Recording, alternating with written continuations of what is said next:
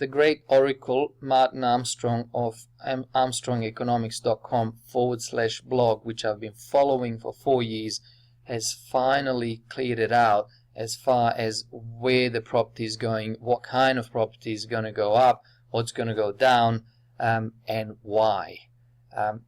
I've been following him religiously. If you follow my channel, you know that I've quoted him a lot because he's been right a lot. And by a lot, I don't mean more than 50% of the times.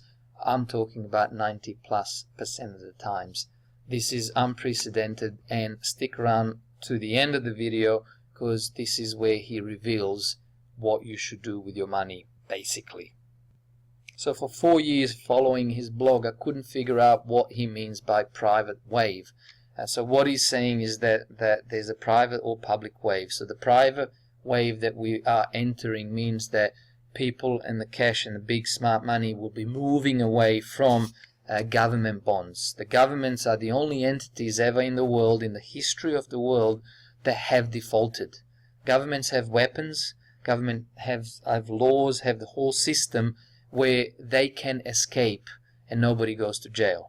So what he's saying is that the bond market is going to implode, and the money and the capital has to go somewhere, and it's going to go into private properties, private assets. Now what he's saying is that he's always mentioned that means the money is going to flow into the stock market. I'm happy with that.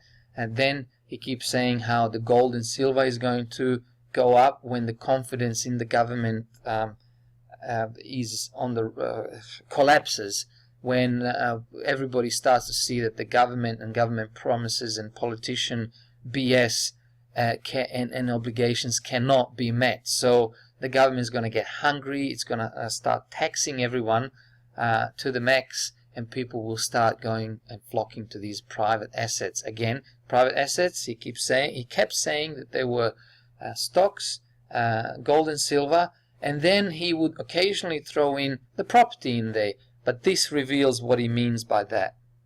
So the first article is very brief. It says the left is fighting so hard to keep dominating everyone else that it is hard not to see how society is starting to implode in the West. How hard not to see how society is starting to implode in the West. In Norway, the hunt for taxes has been so bad that they have now even been raising taxes, property taxes, to include a dog house in the backyard. Meanwhile, in Greece, this is a good one, people are not taking property that is left to them because they cannot pay the inheritance taxes to accept the property. This was one of the final stages in the collapse of Rome. This is how far his model goes. He monitored the monetary system in Rome, the population rise that rose to nearly 2 million, and not that long after that it actually dropped down to 15,000. Look it up, he's got articles on this. So continuing on with this very short article, people just walked away from their property because of taxes. That's what happened in Rome. So now he's got a reader who's actually basically asked a question and said, follow-up question on to provide how these cycles work, and if there's any repeating in these cycles, for example, Greeks abandoning properties due to excessive taxation. So if it's happened once, do they have the propensity, it's in their DNA, to actually happen again? Because Martin Armstrong is big on cycles. It's all about cycles. So is that something we as Americans, the question continues on, do not yet possess because we have not been around long enough to experience a fall of Rome type event? So he goes on to say that the cycles are based upon two elements, nature and human nature, and he explains how different parts of this world look different because of the earthquakes always happen there. So there's obviously some sort of a DNA going on there. in cycles. But he goes back to the Greek question with regard to, so I'm reading the second article, with regard to Greeks walking away from inheritance because they cannot pay the tax. This is inherent to all societies when government goes too far. They imposed harsh laws in Vancouver against foreign real estate buyers, and the market crashed.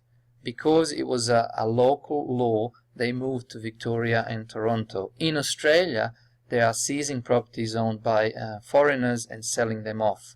All of these types of interventions are reactions to events set in motion externally. Okay, that's his famous real estate, the 78-year long wave of the property. So he continues on with something really interesting. This gets better. That said, this is the US cycle for real estate as a national whole. I just bought a house in Florida at about 50% of its 2007 high value. Let that sink in. 50% off its 2007 high value. Before you say, yeah, but in Australia it's different. Yeah, the most expensive 4 words in English language are, it is different this time. So, continuing on with the article, trophy spots. And we're getting to what he means. Trophy spots for the high end where people are just parking money, we warned would make new highs going into 2015. But that is not the bulk of the market. Why is the USA market minus trophies down hard when that is not the case in other countries? The difference is the regional issue. In the US, many people have 30-year mortgages. In Canada, the best you can get is 10-year fixed mortgage. In Germany, you can get up to 15-year fixed mortgages, and it gets better. We must understand that property values are leveraged. This is very important, leveraged. So if the money for fixed rate loans dries up because of interest rate hikes and political uncertainty, then the real estate prices must fall. This is all because of the leverage that was deliberately injected into the real estate market during the Great Depression. For property fell in value so far only cash buyers could buy anything. Farmland fell in value to below what it was sold for by the government more than 80 years before. Real estate is different from stocks and gold. This is where he actually spells it out. Real estate is different from stocks and gold. Yes, it is a place to park money.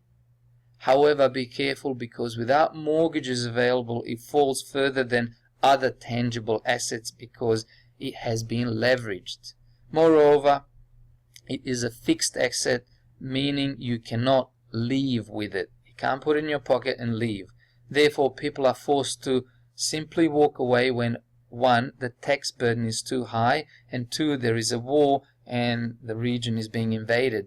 What he just said in the previous paragraph is that also, number 3, he forgot to add there, is when the money, the cash, or the loans and the liquidity dries out, when you are either unable to get a mortgage, or you can get one, but the interest rate is so high that you cannot afford the property there at the current prices. That's when they start going down. So to recap, what he's saying is and 4 years of following this blog tells me that he's saying, and there was another one that said, sit on the cash for just a little bit longer, and then there'll be opportunities in the stock market and in property, but only most properties which are leveraged. So don't look at the multi-million-dollar houses where the foreign money and some domestic money is actually parked.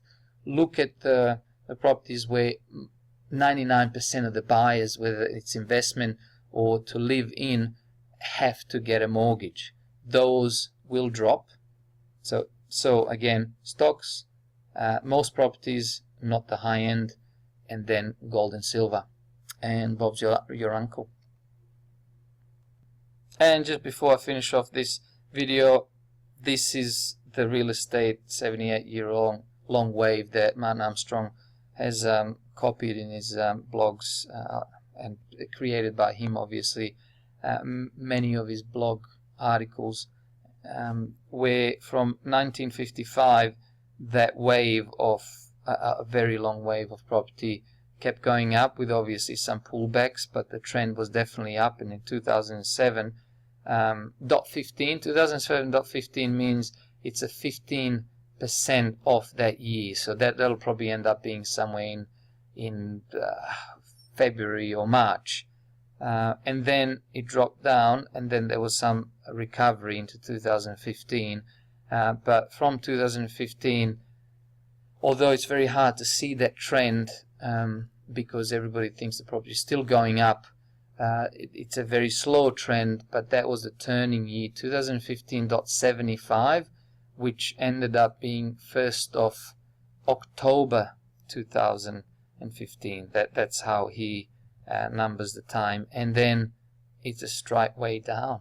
It's unfortunately it's just all the way down to 2032, so it's not looking good for the property yet.